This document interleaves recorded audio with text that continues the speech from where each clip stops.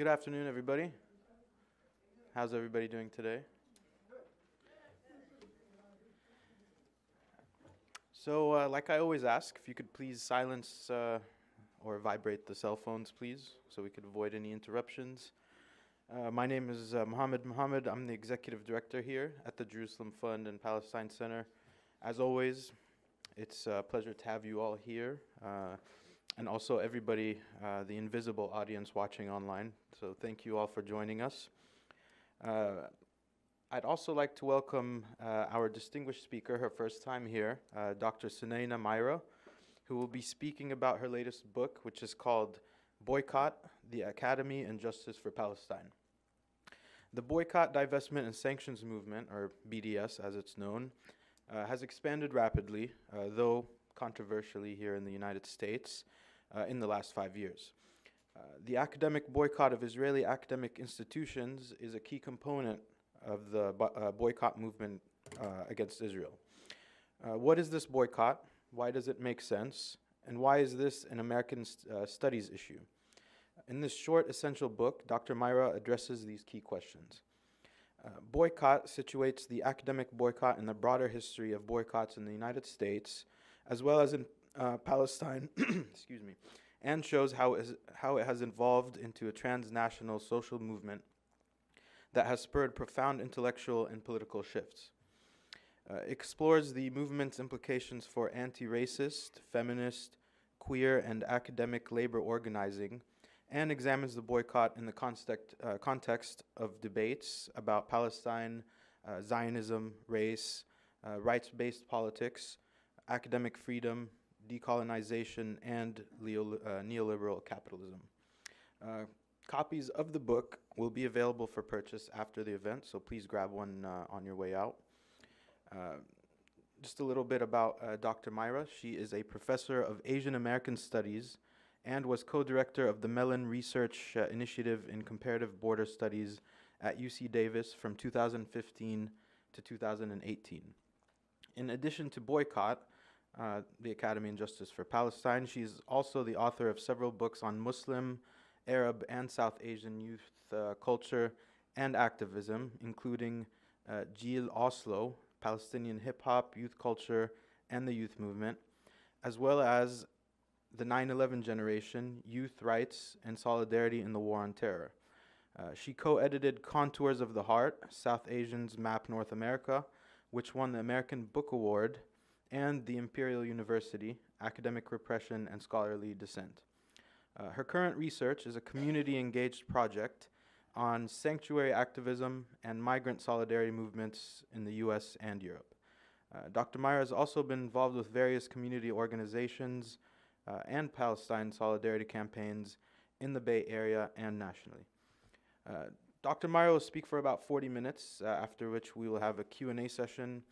Again, we always ask that you please wait for the mic to come to you so everyone online can hear, and please keep your questions brief and to the point and actual questions. And for the online audience, you can tweet your questions to @Palestine Center. So please join me in giving a very warm welcome to Dr. Sunaina Maira.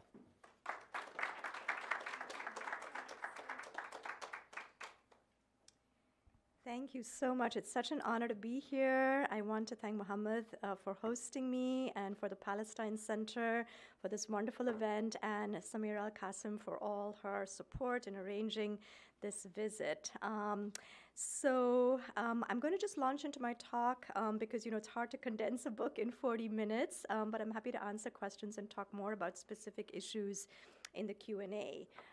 So I want to start by actually reading a brief excerpt from the book Boycott. As Mohammed mentioned, this is actually published in an American Studies series. And, this is not to toot my own horn. I'm tooting the horn on behalf of the Palestine movement. I think, to my knowledge, this is the first monograph about the BDS movement published by a university press in the US. So I was so excited that we have come such a long way that publishers such as the University of California Press, which are not, fringe left presses, are actually willing to publish a book by a boycott organizer. So I think that in and of itself is a milestone. So I'm going to read a little bit from the introduction. Something unthinkable happened in the United States in the last few years. Hundreds of academics, senior scholars, and graduate students and untenured faculty came forth in support of the academic boycott of Israel.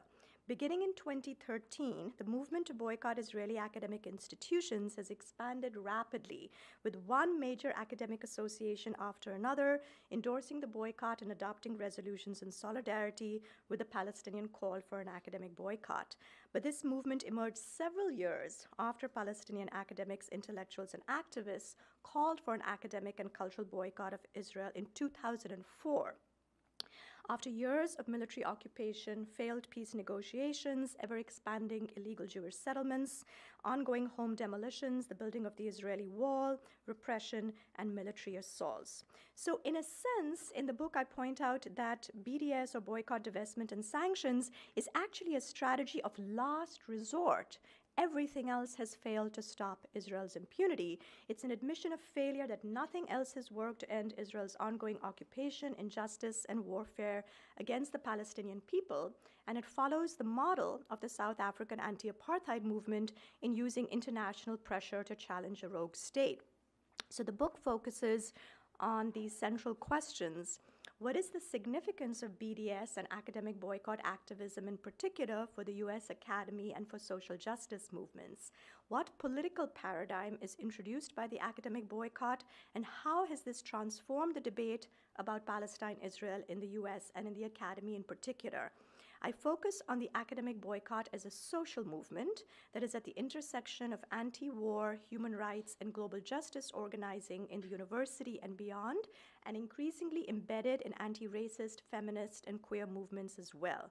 This is a new perspective in the existing literature on the academic boycott, but I show in the book how it emerges from the politics of BDS when analyzed as a progressive social movement and from its rich and dramatic history in challenging the status quo in the United States. So the book is written from my perspective as someone involved for several years in academic boycott organizing and in the Palestine solidarity movement at large, both in Massachusetts, where I got involved during the Second Intifada, and also in the Bay Area. I'm a founding organizer of the U.S. campaign for the academic and cultural boycott of Israel, or US ACB, and have been involved in organizing the American Studies Association, the ASA boycott resolution, as well as the first boycott resolution passed in the United States by the Association of Asian American Studies. So the book includes personal reflections and political analyses of these campaigns and draws on interviews with scholar activists from different disciplines. So the book also situates the boycott and BDS in a broader historical context in order to illuminate the genealogy of the boycott as a tactic, drawing on the history of the Montgomery bus boycott and the UFW grape boycott in the US, as well as the BDS movement challenging apartheid in South Africa. I also discuss the much less known history of the boycott in Palestine itself, highlighting that this is a tactic embedded in a genealogy of Palestinian resistance, first and foremost.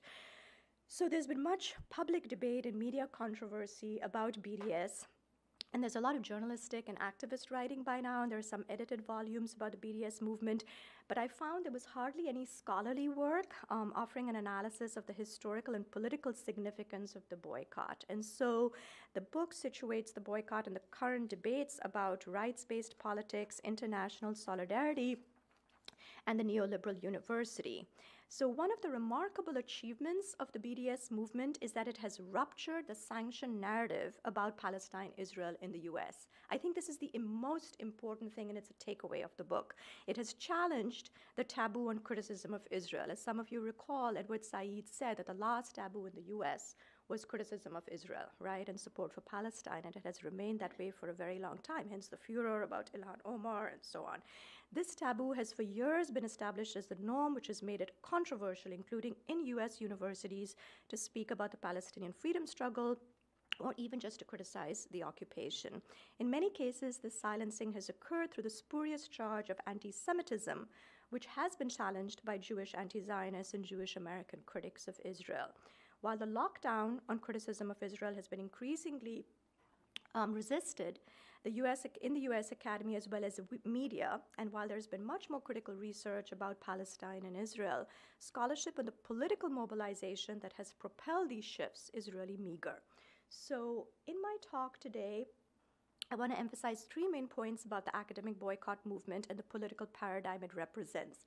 One, the boycott's major victory, as I said, is that it has ruptured this lockdown on open discussion of Palestine-Israel in the academy.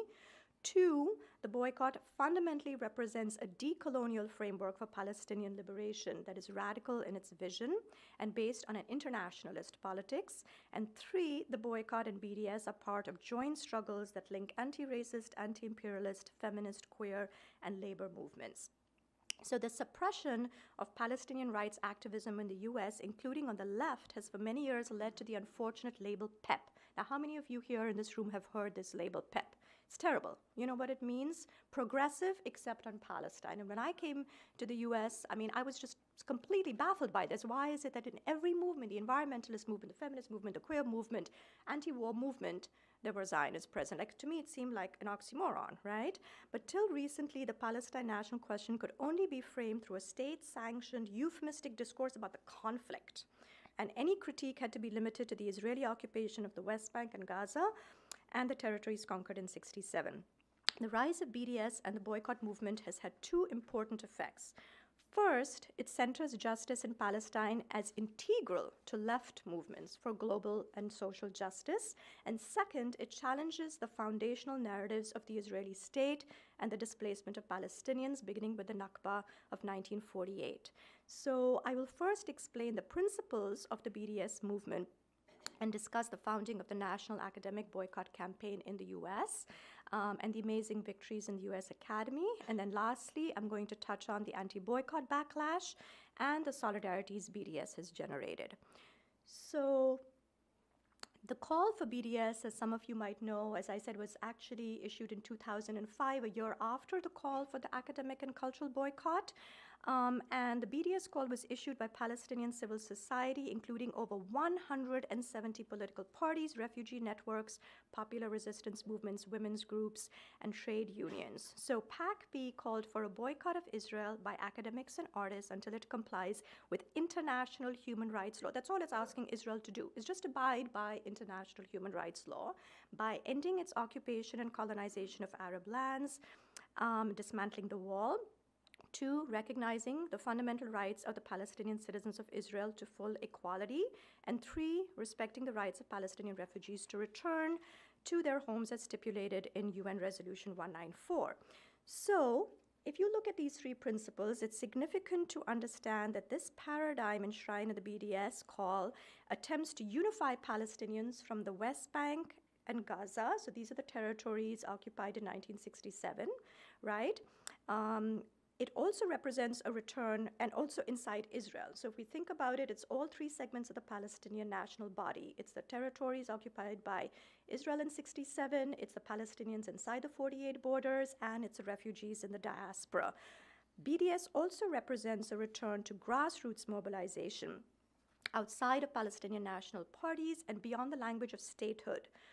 Promoted by the PA. There's nothing over here about 1 state, 2 state, 14 states, or 52 states.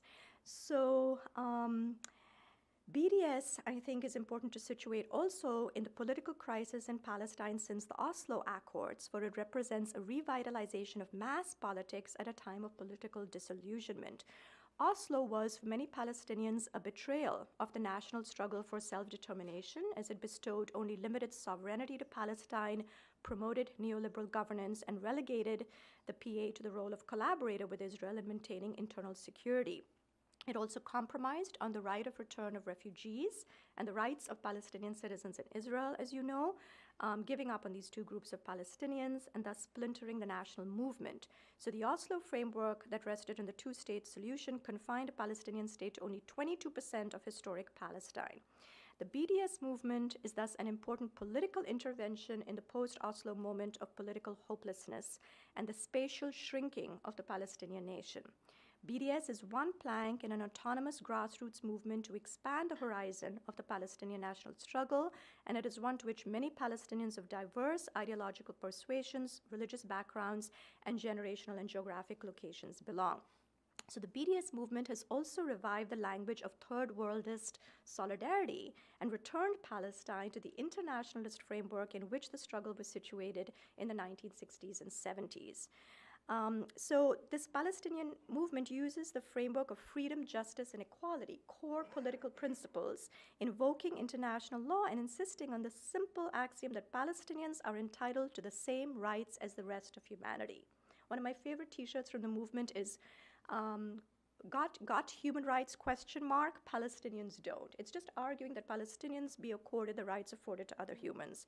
So it's fundamentally an anti-racist movement calling for an end to racial apartheid. And so in that sense, it's drawing, of course, on the legacy of the anti-apartheid movement in South Africa. And South Africans have been some of the most ardent supporters globally of the BDS movement. These key terms, apartheid and settler colonialism, have helped shift the discussion about Palestine, Israel in the academy, linking the Palestine question to anti-racist and indigenous rights movements and to work on settler colonization. I think these are some of the advances of the BDS movement. And so in order to foster global solidarity through an acceptable minimal language of rights, the movement discourse has actually exceeded, however, the liberal discourse of rights. It has highlighted the exception in awarding rights to Palestinians and addressed the question of who is considered human and deserving of human rights. I think this is an important, if complex, move given that the Palestinian national struggle has long been exceptionalized in the United States as undeserving of human rights and outside of the acceptable parameters of global legal activism, however liberal. Human rights have, in effect, failed Palestine.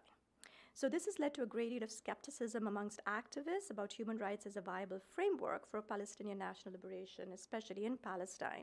But I argue we should view the rights discourse deployed by BDS in a more nuanced way as playing an important role in highlighting the rights of the rightless, who deserves rights and who doesn't.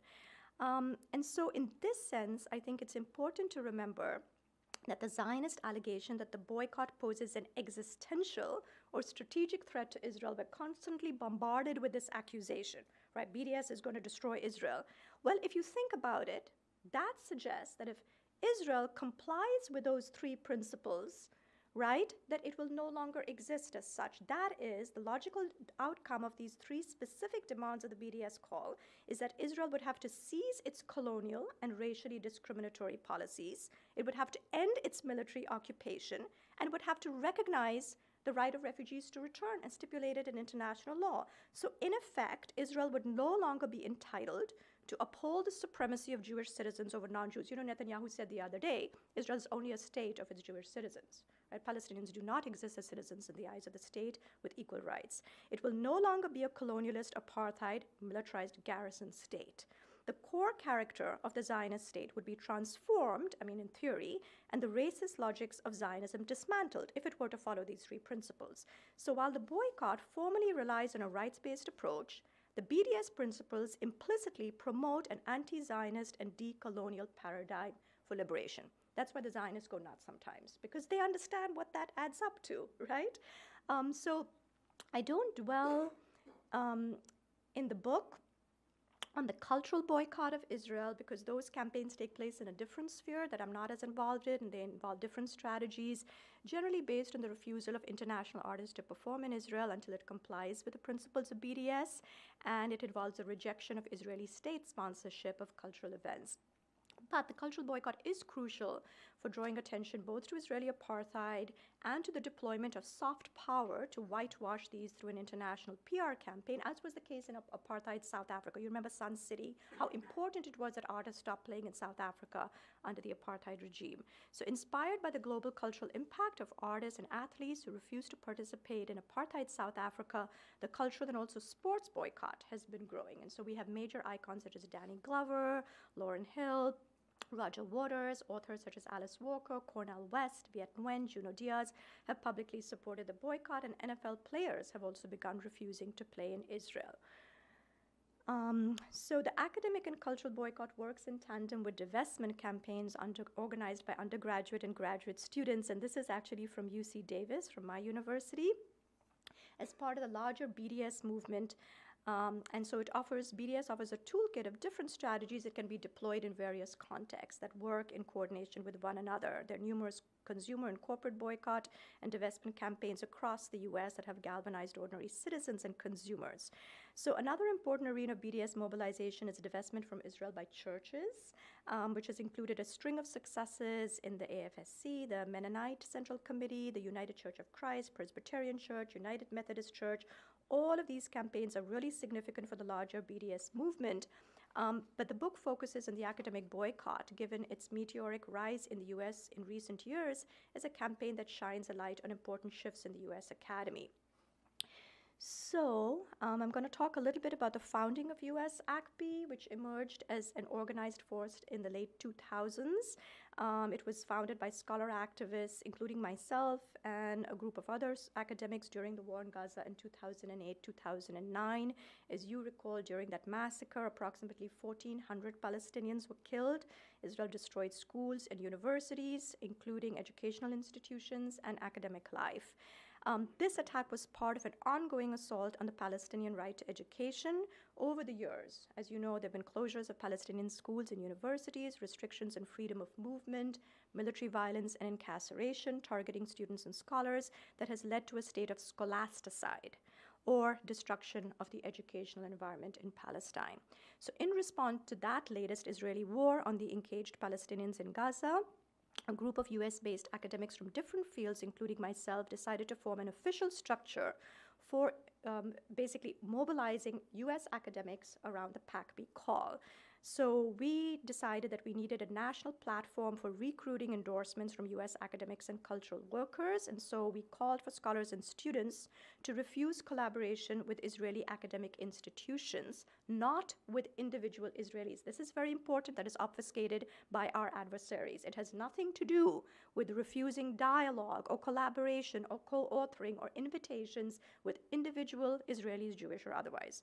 So given the systematic collusion of Israel's universities with the state suppression of Palestinians, it's based on the simple act of refusal with complicity with the Israeli academy. That's all it's calling for. Just don't be complicit, right?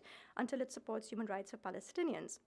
It also calls for US academics to uphold the academic freedom of Palestinian scholars and students, and academic freedom for US scholars to speak honestly about Palestine, Israel. So the boycott thus enlarges academic freedom for scholars here and there in a heavily constricted and police discourse in the service of true dialogue. So again, our opponents always claim that this is somehow shutting down academic freedom. The opposite. On this issue, there has been very little academic freedom until now, let alone for Palestinians. And if you're interested, I have some frequently asked questions on the table there, if you would like to read more, and of course it's in the book. So the academic and cultural boycott, as I said, is deeply threatening to Israel because it exposes the core settler colonial logics of Zionism, not just of the military occupation. What we found in the early years in 2009, 2010 is that there were many academics who were supportive of Palestinian rights and who supported divestment and consumer boycotts, but they didn't want to touch the academic boycott. They didn't want to go there. And these were actually progressive scholars who were actually in solidarity with Palestinians, but I think the academic boycott was very threatening to the core Zionist logic of Israel's image as a liberal, democratic nation state, right? I mean, a state cannot be a democracy if it does not give rights to all its citizens. I think this has become increasingly clear with the nationality law in Israel. But I think that there was also a real anxiety amongst US scholars about the vicious backlash, defamation, and censure they knew they would face by Zionists if they supported the boycott. So from the outset, US ACB provided a space for scholar activists unafraid to step beyond the sanctioned discourse and the liberal progressive status quo. In this sense, it was an interruption of sanctioned academic politics related to Palestine, Israel. And we've seen this shift happen in recent years. There was a job candidate at my university in American Studies recently whose job talk flyer had BDS in the blurb about his talk as for a position. I mean, how far we've come. Of course, this is in the younger generation of scholars, and I'm going to talk more about it.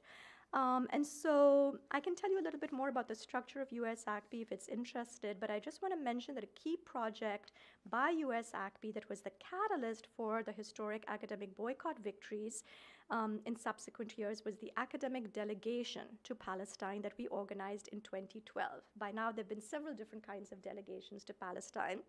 But at the time, we invited some well-respected progressive scholar activists in critical race, feminist, American, and indigenous studies to travel to Palestine to witness the conditions on the ground and to share them with colleagues in the US. On their return, these scholars published a very important collection of essays documenting the degradations of academic freedom in Palestine, and it provided a framework for the academic boycott movement based on anti-colonial and anti-racist politics, linking it to left struggles. So I want to share an excerpt from the statement by this delegation, which I think will give you a sense of the vision. So they basically pointed out, as was the case with the U.S. removal of tribal nations, the U.S. South under anti-black Jim Crow laws, or South Africa under apartheid, Palestine today is the measure of the meaning and value of human rights in our time. By challenging injustice there, we challenge the ways in which both U.S. and Israeli security policies have normalized military colonialism, mass incarceration, and permanent war, both domestically and around the world, from the Pacific Islands to the Indian Ocean. There can be no self-determination and no human rights under conditions of occupation, colonialism, segregation, or discrimination. We urge our academic colleagues to join us in endorsing U.S. ACB and upholding the principles of BDS in solidarity with our Palestinian counterparts. So by this time, scholars in American studies had become really engaged with critical race and feminist, queer, and settler colonial studies. So this vision really spoke to them. And so the delegation scholars, all of whom belonged to the ASA, proposed a boycott resolution to be adopted by the association. And it culminated in an open forum hosted by the ASA at the 2013 meeting right here in Washington, D.C., where members spoke openly about their support for the boycott. This was actually after years of a highly public grassroots campaign that led to many discussions in American studies and ASA conferences about Palestine-Israel. And in December 2013, the ASA became the first major national association to endorse the academic boycott with an overwhelming vote in the first association-wide referendum voted on by the entire membership. This was a stunning victory for the academic boycott movement in North America, and that's why I'm so happy to do this talk in DC here today. But I also want to note that actually this resolution followed a resolution in April 2013 by the Association of Asian American Studies, of which I'm also a part. So ethnic studies and American studies associations have been in the lead. And so the campaign was inspired, obviously by the resistance that the delegation had observed in Palestine of systemic violence and social death inflicted by Israel and the Palestinian people. African American studies scholar Robin Kelly issued this really powerful statement in his essay on his return. He said, "What we came away with is recognizing that this is a kind of joint collective venture. We are not advocating on behalf of Palestinians, but are partners with Palestinians for the right to self-determination." So the book emphasizes that the academic boycott is informed by the history of boycott in popular resistance in Palestine, which is barely known in the US, and I found even in the movement, people often don't understand the history of boycott organizing by Palestinians themselves. As Omar Barghouti, the co-founder of PACB, pointed out, the BDS movement is rooted, in quotes, in a century of popular and civic struggle against settler colonialism. So the boycott is part of a long history of Palestinian civil disobedience that can be traced back at least to the 1930s and popular protests against the British Mandate and Zionist regime in Palestine, including during the Great Revolt of 1936 to 39. As Mazen Kumsiya notes in his detailed history of Palestinian civil disobedience, the boycott is described in Arabic by Palestinians as muqawama shabiya, which means popular resistance rather than non-violent resistance. And I think this is a subtle but important point that, in fact, it transcends the binary of violent versus non-violent resistance that often obfuscates state violence, and it connotes a more complex and empowering notion of resistance that I think also speaks to the notion of sumud that you probably are all familiar with, which is the concept of steadfastness, staying in Palestine and staying on the land. So the recent grassroots boycott campaigns in Palestine are the most significant for the BDS movement are from the first Intifada. And again, I think this is important to bring into the conversation. It's not just the Montgomery bus boycott. It's not just Gandhi's boycott that is actually the kind of backdrop for the Palestinian boycott. It's boycott organizing in Palestine. And during the First Intifada from 1987 to 81, you know, there were women's committees, youth committees, agricultural committees, prisoners committees that organized locally and created a mass movement that included a boycott of Israeli products, refusing to comply with the Israeli courts, hunger strikes by Palestinian citizens, by prisoners, and these actions were the backbone of popular resistance. There was also even a boycott of Israeli daylight time, right? So it was actually extending sovereignty to time as well. And so in this sense, I think the boycott draws on this particular kind of grassroots notion of popular resistance from the First Intifada. As Ibrahim Dakak says, the Intifada was essentially a social revolution. And I just want to quote. He says, the Intifada was an intifada in the underlying construction of the Palestinian people and how people go about their daily lives. The Intifada became a way of living, and this is not covered in the media. The Intifada was moving in the direction of building a Palestinian independence route. It means independence from Israeli markets, staying as far away as possible from Israeli institutions, building Palestinian institutions that are as independent as possible. So it was actually a whole social transformation of the society itself. And I think this framework resonated with members in the ASA, which had increasingly become a space for anti-imperialist, indigenous scholarship. And so I think what was really striking for me when I was at that open forum at the ASA conference here was that the overwhelming majority of the supporters of the boycott were incredibly diverse in terms of race, ethnicity, sexual politics. They were all scholars of color, immigrants, indigenous people, students, and the people who were opposing it were an older generation of very serious academics, several in positions of institutional power and privilege. And of course, after the boycott, there was a well-orchestrated backlash against the ASA, but the boycott resolution was actually followed by a string of successes in many other academic institutions. There were about a dozen of them, mainly interdisciplinary, and most of them actually focused on critical race and ethnic studies. And then there were also boycott resolutions that were endorsed by graduate student unions around the country, as well as by labor unions. And so I think, clearly there was a shift in the tide of public opinion. There was this kind of sudden sea change that everybody, woke up and took note of. And so, of course, political leaders in the US and Israel, as well as in the media, also took note of the ASA resolution and were quick to condemn it. Zionist academics and organizations viciously attacked the ASA and retaliated against the boycott movement, pressuring university administrators to condemn the boycott. So then there were a string of statements condemning the academic boycott, creating a chilling effect for American studies scholars and departments. The backlash was, of course, supported by massive funding from the Israeli state. There's a whole unit in the Israeli Ministry of Strategic Affairs, which is anti-BDS organizing, and by US right-wing funders of hate, ratcheting up the anti-boycott campaign of defamation, harassment, and blacklisting. There's a global network of organizations that includes Israeli as well as US-based organizations, elites, and political activists that deploy accusations of anti-Semitism, smear tactics, and legal harassment. In fact, the Brandeis Center and other Zionist academics filed a lawsuit against the ASA, suing me and other American studies scholars as defendants. I'm happy to note that after 3 years of lawfare, this case was recently thrown out of federal court in DC.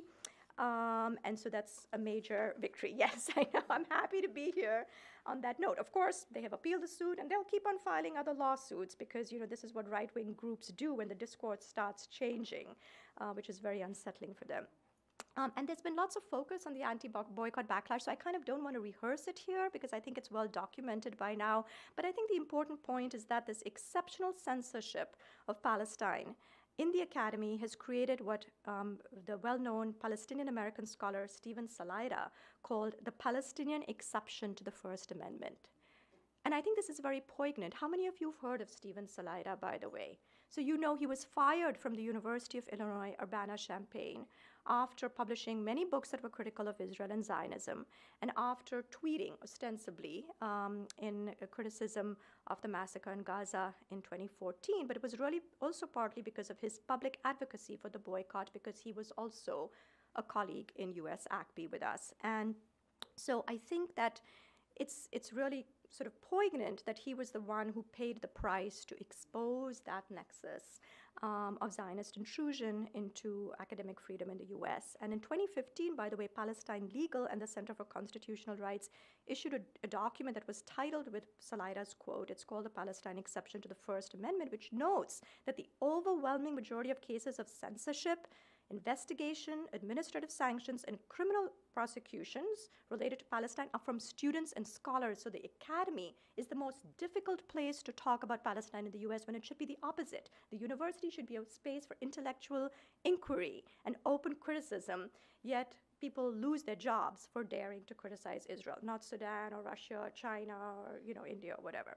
So this book goes beyond simply documenting anti-boycott campaigns to provide an analysis of the deeper culture wars in which the backlash is embedded.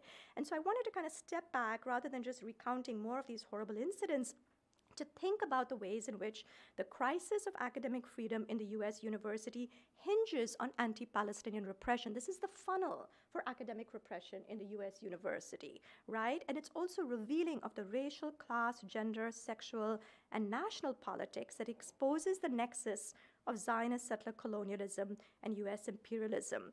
And if you're interested to know how this works, IJAN, or the International Jewish Anti-Zionist Network, have published an amazing report in 2015 based on their detailed research about the Zionist Backlash network, showing how there are some extremely powerful right-wing forces that have funded this network, which includes community foundations and interest groups, and that supports anti-Arab and anti-Muslim policies because they profit from Israel's policies and wars in the Middle East. They also fund attacks on queer movements, labor organizations, public education, and social welfare. So it's part of a larger culture war in the US as the right pushes back against progressive struggles. So I think it's also very important to note, however, that the backlash emanates from liberal and not just right-wing quarters, and from liberal Zionists, right? It's easy to critique Sheldon Adelson, but for years, the Anti-Defamation League, or the ADL, which is part of the Backlash Network, has used the language of liberal tolerance, civil rights, and anti-racism to promote the common sense that support for Israel is a prerequisite of responsible multicultural citizenship in the United States. Allegiance to a foreign government and refusal to criticize the human rights abuses of that policy is part of patriotic American national identity. This commonsensical support for Zionism has long been evident in liberal academic spaces. And so in 2010, the ADL blacklisted Students for Justice in Palestine, as well as the Muslim Student Association, leftist anti-war groups, and Jewish Voice for Peace for daring to accuse Israel of racism and oppression. So it actually supports anti-racist discourse, except when it comes to anti-Palestinian racism. And I think that one of the sort of important impacts of this academic boycott movement is the transformation of academic culture despite this repression that has made it more permissible or even desirable to support Palestinian rights. But I want to also highlight that the end game of the academic boycott movement is not just winning votes through parliamentary procedures. There have been major national academic associations in which the boycott was not eventually endorsed, such as the American Anthropological Association. They came very, very close. But I don't think that's actually a defeat, because I think that the end game of the boycott movement is winning intellectual and political space and enlarging knowledge about Palestinian freedom.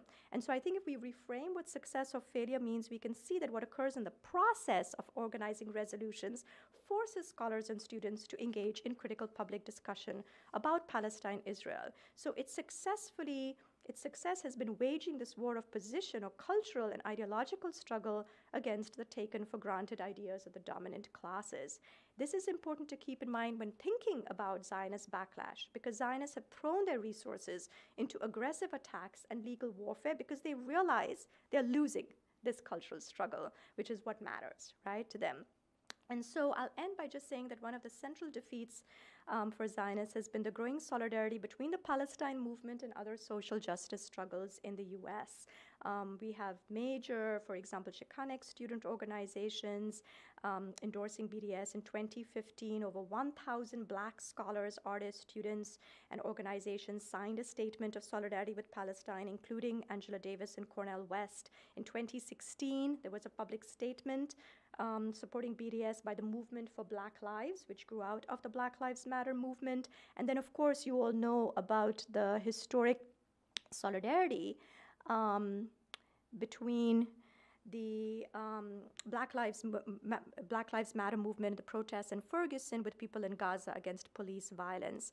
So I think the Palestine Solidarity Movement is an internationalist, anti-racist movement that crosses these national borders. And of course, in response, Zionist groups have tried to recruit people of color and queers to defend Israel, engaging in strategies of pinkwashing, blackwashing, brownwashing, and even redwashing. I don't know if you've all heard about this, but trying to recruit Native Americans and Asian Americans and African Americans to support Israel. And this is because, you know, we are in an era of multicultural politics in the US in which these cultural and racial wars are very apparent. And so in response to this, there's a growing movement of Faculty for Justice in Palestine chapters, or FJP, that US ACB called for. And these autonomous groups are mobilizing faculty and graduate students, and in some cases staff, to work in solidarity with BDS, to resist censorship, and to make linkages between Palestinian freedom struggles and other social justice struggles. And ultimately, the movement is also to take back the space of the university from authoritarian repression, neoliberal corporatization, and Zionist influence, which is even more crucial in the Trump era. In fact, I think much faculty organizing that I'm seeing in response to Trump's election and against the alt-right and the intrusion of white nationalists on campuses has built on BDS organizing, that many of the same people who are engaged in anti-fascist organizing are also Palestine solidarity activists. And so I think that resistance to Trump and fascism has built on the solidarities that were created in previous years between the BDS movement and Black Lives Matter, the anti-war movement, labor unions, faith-based activists, feminist and queer groups. But I'll end by saying it's important to remember, while we're fighting these political and cultural battles here, the academic boycott is ultimately in solidarity with the Palestinian struggle for liberation and in support of the Palestinian people's right to education and academic freedom. And I'll end with a quote from this person goes by a pseudonym because she's a junior scholar, a Palestinian academic who did not want her name to be revealed in the interview. And she said something very powerful that I quote at the end of the book. She says, in many ways, BDS reorients our attention to the role that indigenous popular forces, associations, and intellectuals are claiming in Palestine outside of the traditional party framework and a compliant leadership in order to take the decolonial struggle forward, whether in Palestine or in Turtle Island. It is necessary to recenter the histories of anti-colonial struggle that underlie the BDS movement, which have been obfuscated in discussions of BDS. So the academic boycott and BDS have helped to revitalize internationalist and decolonial politics in support of self-determination in the academy and beyond. And in focusing on the academy, the boycott has become part of a struggle for decolonization, including from the shackles of Zionist and US settler colonialism, and is thus a new site of knowledge production erupting within the university. So I'm going to end there, but I'm going to ask you if you have not already endorsed, and this is my own independent call as the visiting speaker, if you have not already endorsed the US campaign for the academic and cultural boycott, I do have a sign-in sheet if you would like to put your email there. It's a very small step that you can do in support of this movement. And when I say cultural worker, it's very broad. So if you are a blogger, or you make videos, or you sing in the shower, you're a cultural worker, so you can sign up there, okay? And thank you so much for listening to me and for your time. Dr. Sunaina, thank you so much for a great presentation on a very important subject. So thank you so much. Thank you. We're going to take questions now. Again, if you could please keep them brief to the point.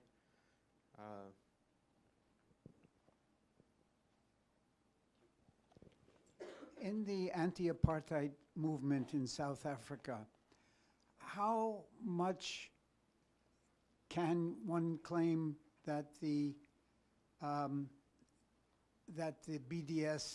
movement was responsible for the eventual victory? I'm curious if, as a social movement, we can construct it and say this contributed 50%, this contributed 10%. That's a good question. Yeah, I don't think we can deconstruct it quantitatively. I think it's very difficult, even in hindsight, to say that this was the determining factor. What I can say, from what I have read and heard, including from people who were involved here in solidarity with anti-apartheid struggles in South Africa at the time, is that what the boycott, divestment, and sanctions did is put international pressure on the apartheid regime to indicate that the international community was no longer going to stand unambiguously on the side of the apartheid regime, and help to isolate South Africa at a moment when its legitimacy was important. So in reading about the boycott and in our discussions about the boycott, and of course including in Palestine, I think one of the important things to note is that boycott is effective only in specific political situations.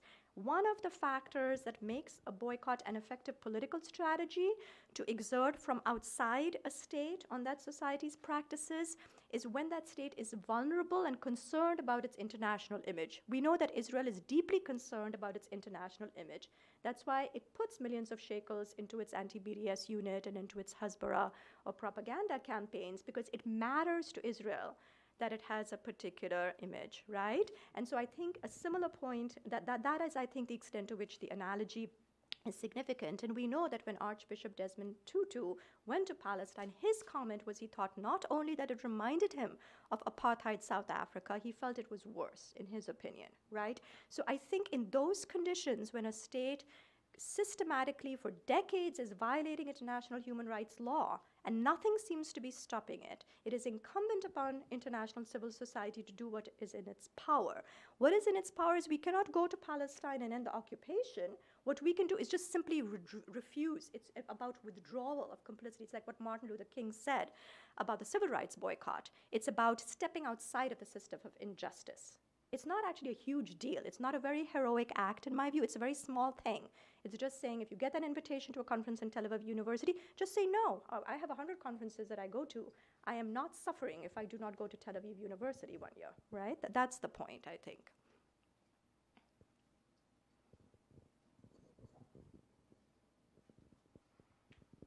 Hi, two questions. Is there a past history of academic boycotts that you can draw on? Like, you're focused on like the grapes and the economic stuff, but is there a history of academic boycotts? And the second is, in your book, you talk about some of the governmental efforts to like suppress the BDS movement, and you don't really seem too concerned about those because you believe the law is on your side. So I was wondering if, like, with the more conservative Supreme Court now, you are any more worried that there might be legal successes in suppressing BDS? So the first question, I will say that I think, the South Africa, and in the case of the United States, in terms of thinking about academic boycotts specifically, I think there have been other cases. I center mainly in the book on the South African case because I think that is the most immediate precursor to the Palestinian boycott, and it's the frame of reference. So I'm sure there's more, but the book is not focused on academic boycotts, over time and in history. It's a specific book that is trying to shine a light on the case of this new movement. But I think the same applies, So for example, I'll give you a very recent instance, which is that after Trump's travel ban, there was actually a boycott by scholars globally of the International Studies Association meeting, which I think was being held in Baltimore at the time, in solidarity with those scholars who could not travel to the US to attend. And I think the point to be drawn from your question is an important one, which is that as advocates of the boycott of Israeli academic institutions, that we would all, of course, support a boycott of similarly oppressive academic infrastructures or systems if the people oppressed by that academic institution called for us to do so. So one of the principles of the boycott is that it has to be called for by the people who are suffering from oppression under that regime, right? And that's very important. That has to be in solidarity with a call from the people who are leading the vision for that, right? So if there is a call from China for a boycott, that we would support that if it would help the Chinese people in their struggle for democracy. So there was a call from the Palestinian people in 2004. We are responding to that call because we respect the right of the Palestinian people to understand what methods of resistance and solidarity they need. right? That's one thing, and I think it's very important as an ally of a struggle to understand that the people who are suffering oppression know best how to end that oppression, right? But sometimes it's in our power to do that. The second question about the law, I don't think the law is always on our side. I mean, I am a critical American studies scholar. I do know that the boycott is constitutionally protected by the First Amendment as a right of freedom of expression, and so cases have been won numerous times. But I think that the reason our adversaries, those who are against Palestinians having human rights, go to court is they use other aspects of the law to shut down the BDS movement. So the case, for example, in the federal court, I mean, it's now over. I shouldn't speak in detail about it because I'm still a defendant in the new lawsuit, but I think it's in public record. So it's fair to say it was not about the right to boycott. So the Zionists knew that they cannot actually defeat us in the right to boycott because that is legally protected. It was a very tendentious kind of question about the American Studies Association's right as a nonprofit association to call for a boycott. It was actually about corporate law and the charter of the association. It was not a political case in that sense, okay? And so numerous cases have been fought on that ground, but I think that going to the law is expensive. Our adversaries have resources. We don't. We're an autonomous grassroots movement of ordinary people and ordinary academics. We don't have big centers and government funding on our side. So that's not a strategy one can always use. So I think it's very important to go beyond the legal framework to think about this as well, right? Mm-hmm. So I'm going to ask you if you will simply speculate on whether there might be an unintended consequence to Trump's recent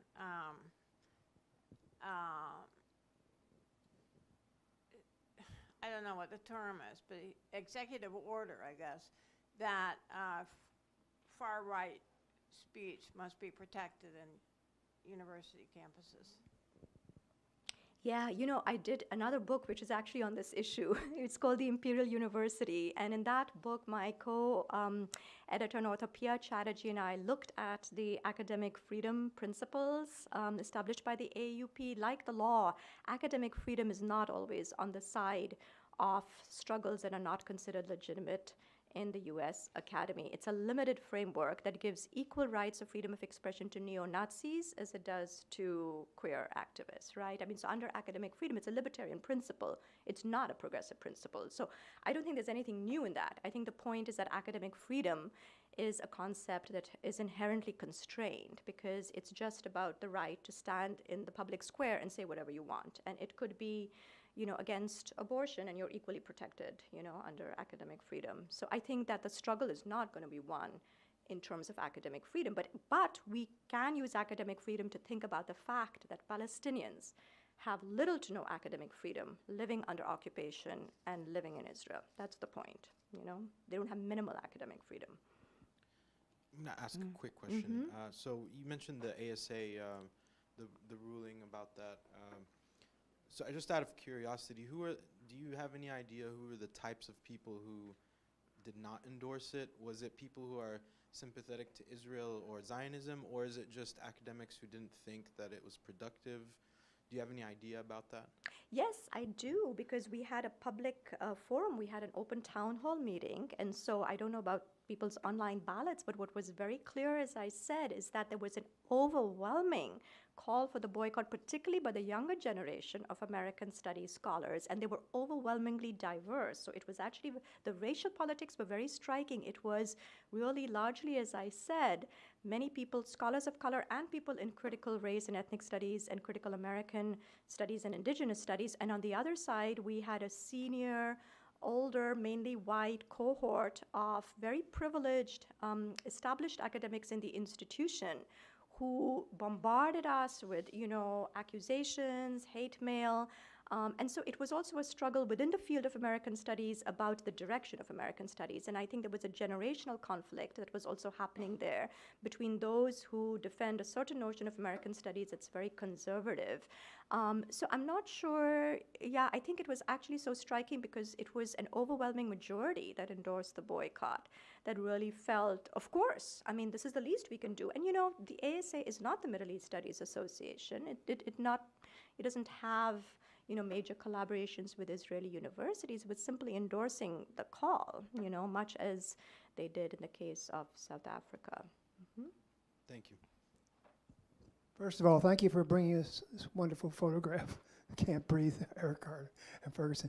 I was very interested in where you outlined support for BDS in the academic centers, and you point out West Coast, UAW Yeah. and graduate students. What about Jimmy Carter Land? What about Emory University? What's going on there? And the other part, how about liberal Jewish organizations like J Street or you would be, I don't know them, but what kind of support have they given?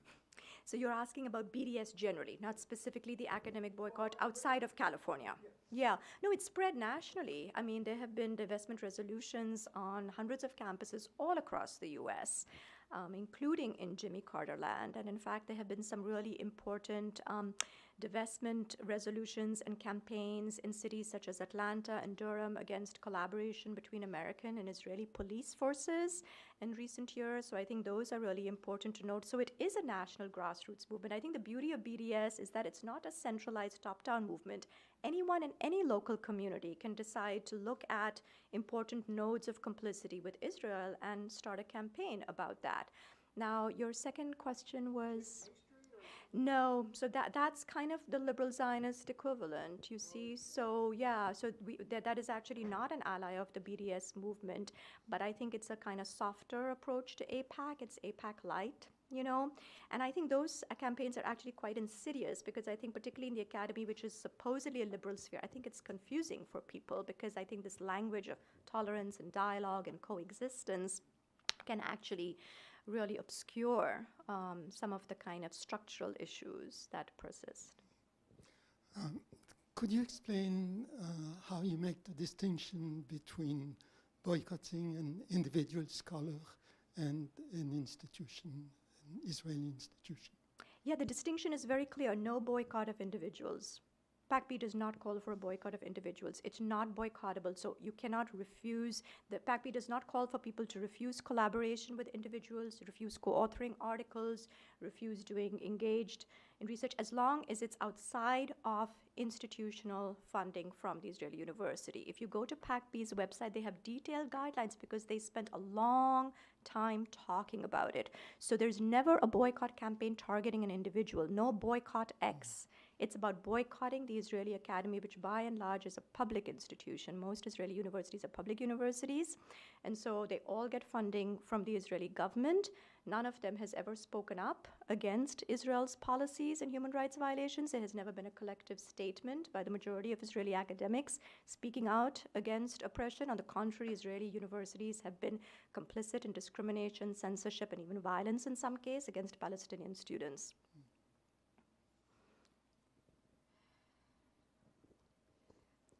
Hi, as a fellow member of ASA, I wanted to first address Mohammed's question, but also ask a question of my own that's somewhat related.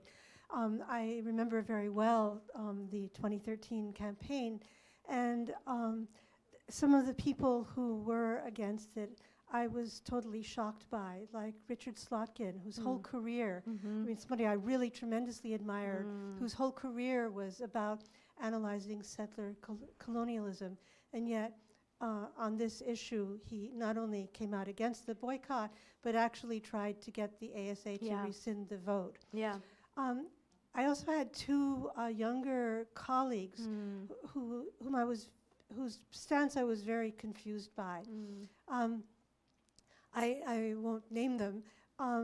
One of them is not Jewish, has nothing to do with that, but is very deeply committed to the whole idea of free speech. And to her, and this was an issue for other people I knew, they saw this as an infringement of free speech. And the other scholar who's, as far as I know, anti-Zionist, also felt that what was needed was, as she put it, more dialogue, not less dialogue. And yet I was unable in all my discussions with them to get them to see that this was not an infringement of free speech and not a question of dialogue. And I mean, these were scholars, I would say, in their early 50s, so not the older established generation. Yeah. The question that I had was, that as a result of this movement to try to stop the ASA, there was this organization in favor of free speech that was started, and people like the director of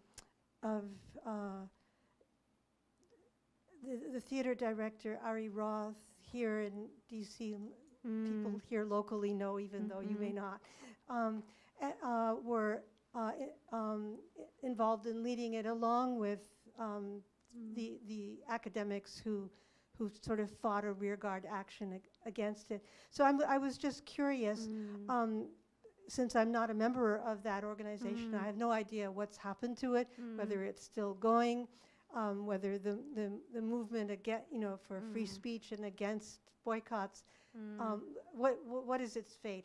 Is it dying? Has it died out?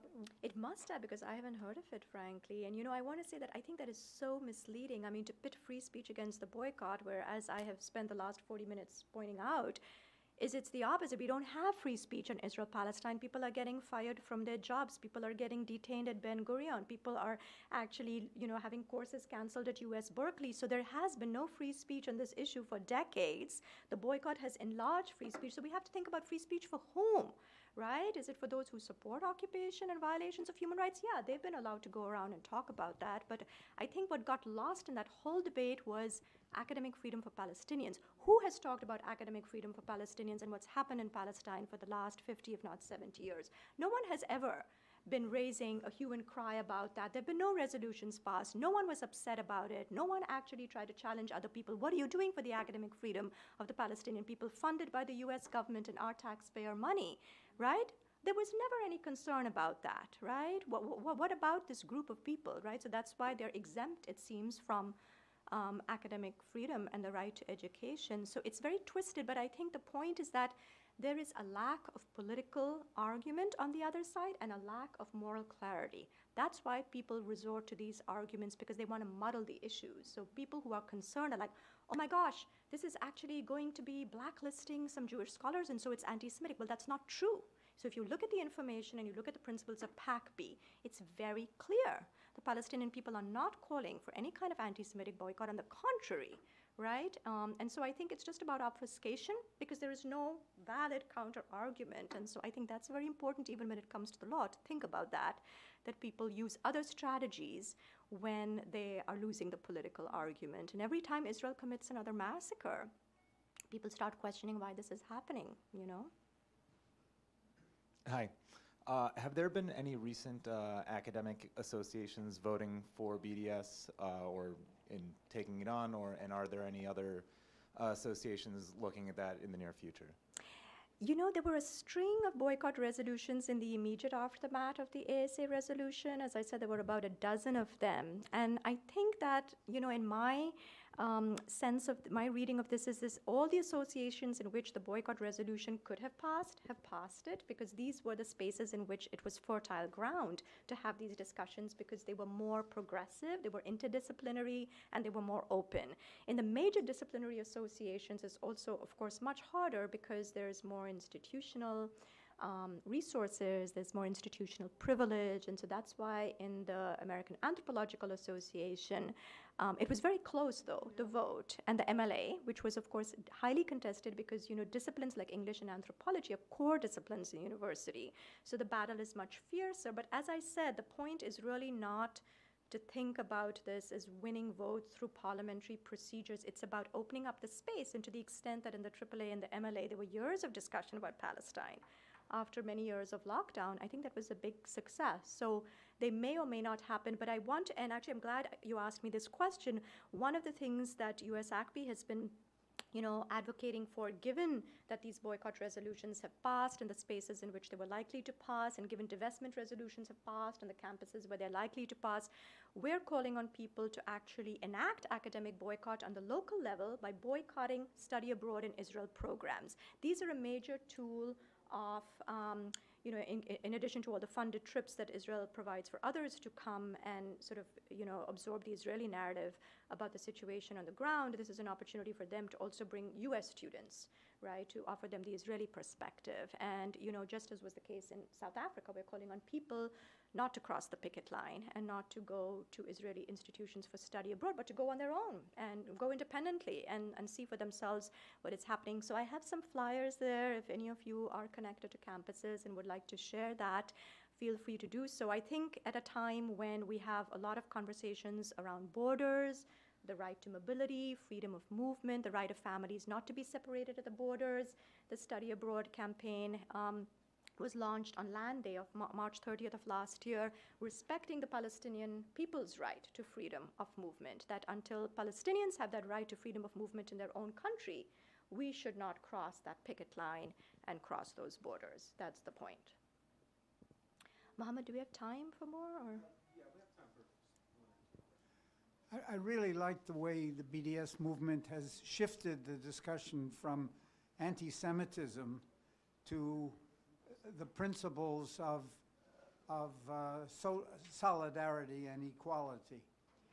How well does that play in Israeli institutions? I mean, there must be leftists in Israeli institutions, even if they're infected by PEP. How do they handle this tension that you're creating by highlighting the parallel between social solidarity through the rest of the world and in contrast to the way Palestinians are treated? Not well, I think, because it is a tension. I think you kind of answered that question. I thought that was very insightful. Yeah, it's very uncomfortable for people who are in a class that, you know, is associated with the regime and who benefit from that regime to take a position or not. And I think the Israeli academics who are deeply concerned in a principled way about that tension often end up leaving the Israeli academy, like Ilan Pape and there are many others who just, you know, can't take it anymore, that contradiction, right, of the space they occupy. I will say, I mean, there's this recent, I don't want to take up too much time, but, you know, we can talk about it later as well. There has been a boycott of settlement universities like Imperial University by Israeli academics and by artists refusing to have conferences at Israeli University or attend theater festivals. So I think that there's a recognition that it's gone too far, right? And so I think there is a kind of liberal Zionist opposition to the illegal settlements. But I think the fact is that those are not, you know, outside of the Israeli academy in general. If the academy does not also oppose the occupation. But my book is focused on what we can do here and what we can do for the Palestinians in their struggle. It's not focused on what we can do for Israelis. I think that's a discussion for them to have, you know?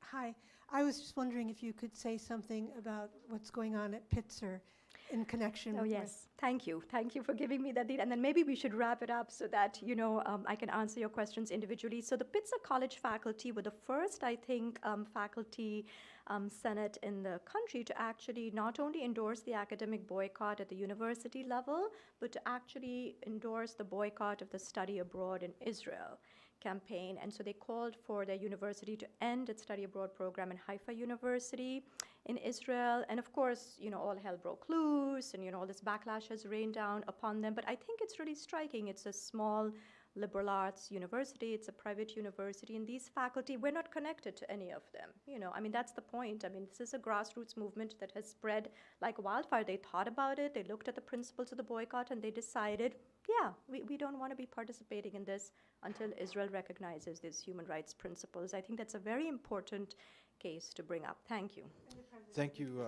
Yes, the president. Thank you, Dr. Sunaina. Thank you so much. Thank you. Please, everybody, the books are in this corner on the right, so please purchase a copy. Thank you. And thank you so much for coming and for your questions. It was a great discussion.